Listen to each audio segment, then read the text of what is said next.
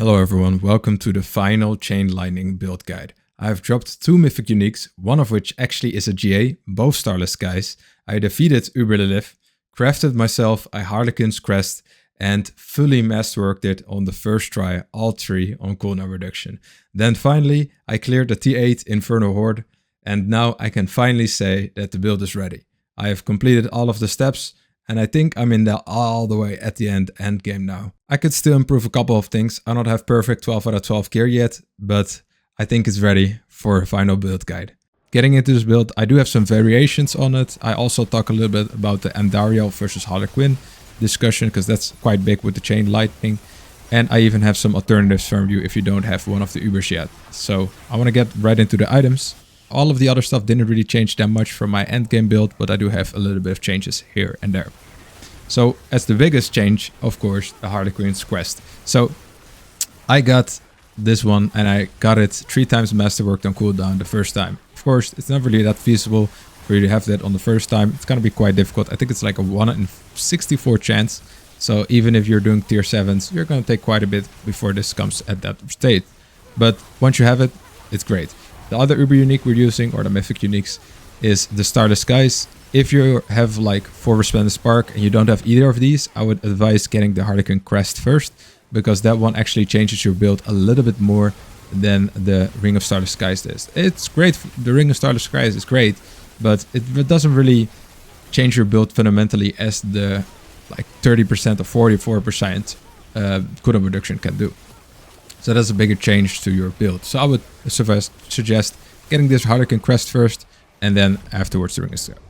So for our chestplate, there is a bit of a variation in there, but I'll talk about that later. But basically, we just need a lot of mana per second. I even got the life per second. You don't need this. I would say intelligence and max health are great for the other stats. For tempering, you want warmth from there, because we're still using the Starlight Band. If you are using a variation that isn't using the Starlight, don't do warmth, just get like max health or something like that. Or if you need armor, I don't think you'll need armor with Harlequin Crest, but if you need armor, get max armor, but probably you're just gonna take life. Then for your gloves, I would say crit chance is very important, but the main thing that's the most important is the Chain Lightning. Plus the Chain Lightning, you just want that. If you can get it, a GA is great.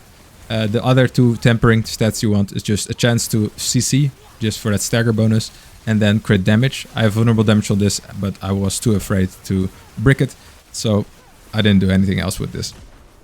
Then for your actual conduits, the bands, it really doesn't matter that much where the masterworking hits. Anything is pretty good.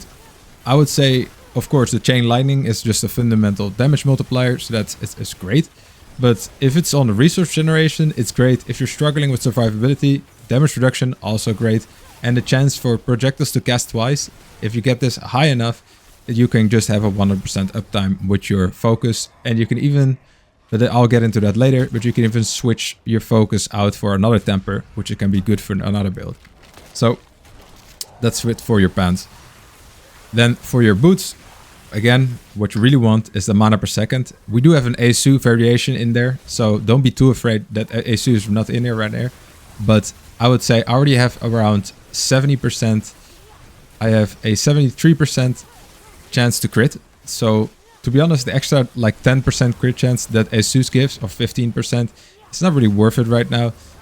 Just for, I can already get that 15%. I think by masterworking all of the other things just a little bit better, then I can already get that 15%. So it doesn't really do much damage for me. And getting the extra mana per second is great with your Conjuration Mastery. So that's very important. And the aspect on here is also very important, because it will reduce your cooldown of your ultimate skill, getting it to permanent uptime.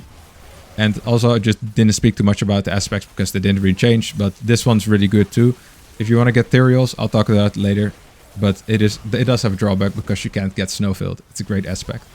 So for your weapon, you can choose a dagger or sword. Sword has the plus the crit damage, but it attacks a little bit slower. It does 1.1 attacks per second instead of 1.2. I prefer more attack speed in this build, because we can actually maintain the higher attack speed. So I think that's a little bit better, but to be honest, it is a flavor pick. You should do whatever you want. I mean, it's not going to end the build if it doesn't have anything. So intelligence, maximum life, critical strike damage, chained to cast twice. and another critical strike damage. You can get Conceited on this, or, you know, get a lightning rod. These 3 are just exchangeable.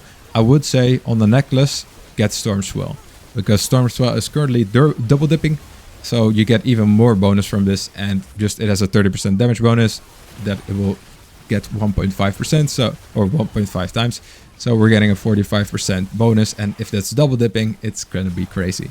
So you would really want Conjuration Mastery on this amulet. So an amulet like this will be very nice, and then instead of maximum life, crit chance, and then G8 whatever possible, but I brick this one, so I'm not using it.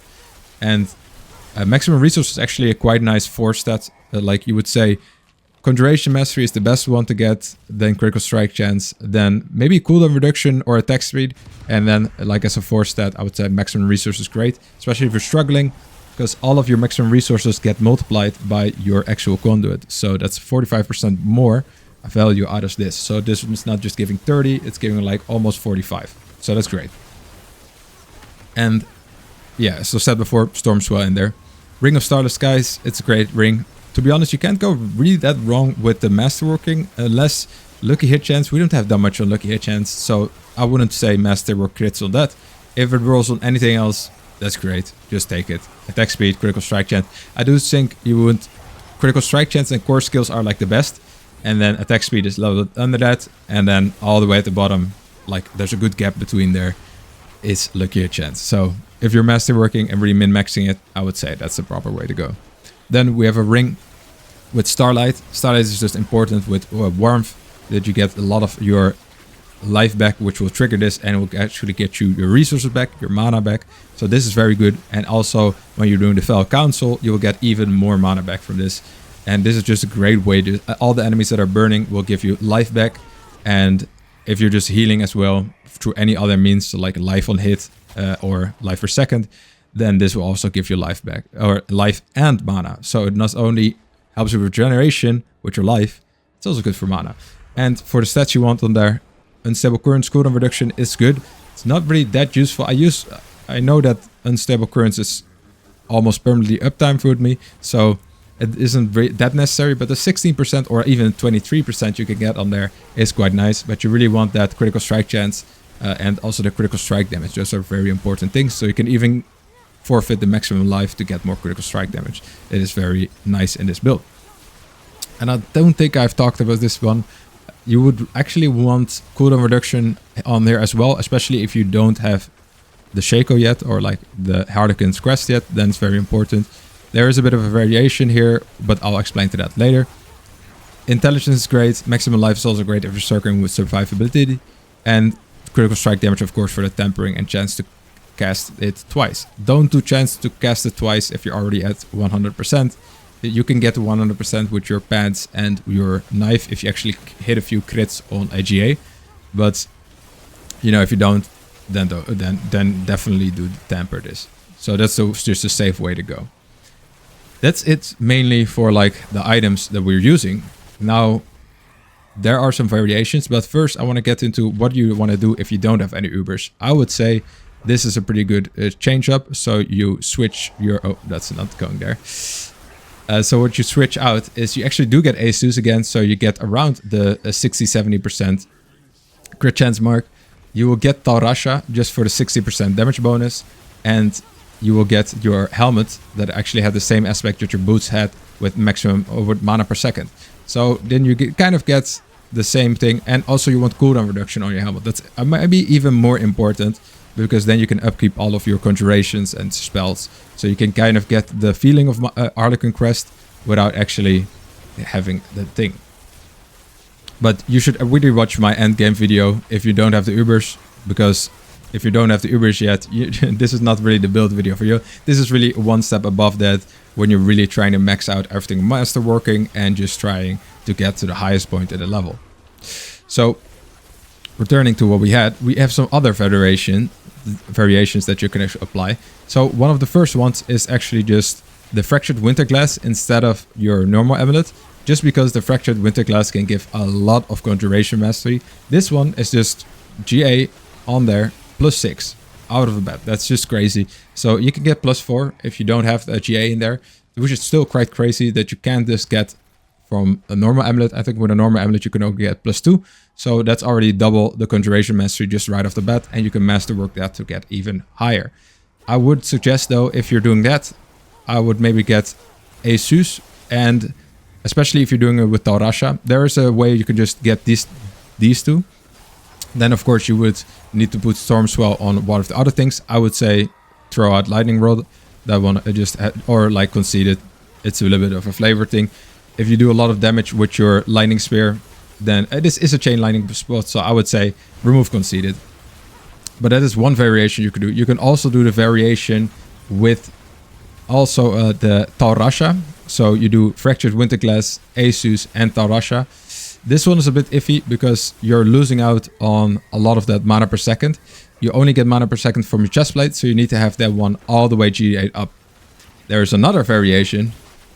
Variation number 3, I think. So variation number 1, Fractured Winterglass, a ZEUS. The number 3 is that you actually put your Taurasha on your Starlight and then have a Fractured Winterglass and a ZEUS. And then variation number 3, just right off the bat, without any other changes, is just equipping your Tyrios Might. I don't have a Tyrios Might, so it's a razor blade here. But that's another variation you can do. But you do need to know that you lose out on 8 mana per second. And also, the casting Ice Armor makes you unstoppable. Snowfield, you will probably need to put on your boots. So it means you also can't put a ZEUS in there. You really need one item with at least mana per second. So you really want to get that. We're not struggling too much with survivability. I think damage is more of the problem now because we have a permanent uptime on 100% barrier. So as long as you have like 25k health, maxed out armor, maxed out resistance, there's nothing really capable of just instantly one-shotting us unless we're really fucking up. So, and especially with our regeneration, most of the damage we take that doesn't insta-kill us will heal up quickly and that'll be fine. Another one you can do once you're actually getting Taurasha. So you can even opt in for doing Taurasha, just an amulet with Conjuration Mastery because you're really gonna need it. And then getting a focus with the chance to do shadow damage or any damage that's not fire, ice or lightning. Then Taurasha will do another 20% additional damage.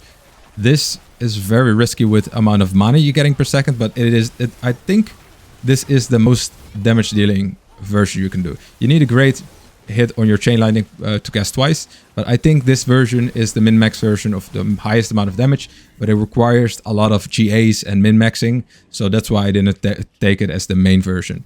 I would say just going Starlight and with your amulet, you'll have the safest bet. Of course, these two elements aren't really that different, but really imagine this being like a GA Conjuration Mastery, like maxed out amulet. That won't really get you your mana per second to, I think, up to 100 with just the 10 mana per second from your chest. That's of course if you're maxed out. Right now it's 8, but you can get that to 10 or even 11, I think. If you hit it twice, you might be able to get it to 12 or something. So those are the variations. I hope it was not too confusing, but there's basically 3 main variations where you have the Fractured Winterglass is one variation. It goes a little bit more into Lightning Spear territory because you're really going into conjurations. The one with the Tyrios Might, which is a lot more tankiness in cost of your mana per second. And then the one where you do the maximum amount of damage with Taurasha on the other ring, but you don't take any Starlight, so you will not be that tanky, or you won't be able to maintain your mana per second that well, and you really need maxed out gear to compensate for that. Quickly want to note about Andariel's build. It's actually quite good, but you have a lot less cooldown reduction, so you will have to compensate for that in some other means. The mana regen and attack speed looks crazy fun though, so if I drop one, I'll definitely try that one out and update you guys. Then, that's it for the variations. I think we will go to skills quickly, because there's not too many changes in our skill tree. One notable one is that Invigorating Conduit, we took 1 point out of it, because most of the time, when you're going standing and all of those crackling energy, you're healing up to max, or like regenerating your mana up to max anyway. And we took that to get your Prime Unstable Currents for the 25% attack speed. It is quite noticeable with almost permanent uptime on current Unstable Currents, so it's a permanent 25% addition, which is quite nice. It's almost like you're wearing the Andariel's helmet. It's quite a substantial buff. If you don't have your Unstable Currents up, you do notice that you're attacking quite a bit less. And then other changes. Oh yeah, I just want a little bit of a flex. There's a whopping 25 points in our Chain Lightning. That's with all of the stuff, and I'm not even maxed out on the the masterworking. So I think we can bump this up to 27 even. So that's insane just to see. Then for our Paragon, we did make one small change. We did, instead of our Flame Feeder, which is somewhere over here, yes. Instead of our Flame Feeder, we actually got Conjurer now, just because we're relying so much on our Conjuration Mastery. We do like that extra 20%. I can comfortably get around 10 Conjurations out. With this, that just makes it a little bit longer, so I can keep the uptime a lot better. And that just means a lot more damage from the Conjuration Mastery. Of course, if you have a better amulet, this is just going to get more and more value. So I took this instead of the Flame Feeder. The 10% damage you're missing, I think it balances out because you'll be able to get 2 more Conjurations, or let's say if you have 10 Conjurations, then you'll be able to squeeze in a little bit of extra Conjurations or 20% more, which will get that 10% damage back easily. And the Conjuration damage is not really that noticeable, I think, because your Conjuration damage, I don't think it scales with the thing you have on your gloves, which is the Splintering Energy. I don't think this scales with that Conjuration damage, but if it does, it's always nice extra damage. I think that is it for the main changes of the build. In the background, I'll have some tier 7, which I'll do comfortably. I don't really plan on showing you the whole tier 8. Tier 8 does take a long while to kill, but you're basically not really unkillable, but I didn't get almost insta-killed or anything through my whole tier 8 run. It just takes a long time, so you can min-max for damage and actually get a little bit more. But I would say just clear tier 7s at a high pace. If you can clear tier 7s at a high pace, that's the best thing to do. And then you can get all of your need iron and all of the other materials or GAs you want. That's it for the build. I would like to say just a few words before I end the video, because the support has been amazing and I reached 1000 subscribers, which is insane. I didn't expect at the beginning of the season to hit 1000 subscribers that fast, but the 2 videos I made were doing insane, or like even the 4 videos that I made in the past week are doing insane. So I really appreciate everyone tuning in, checking it out. I don't know what kind of goal I'll set for the next subscriber count, but let's just go for 2222. I like the number 2, so I think that's a good goal. Truly, thank you guys. Ciao.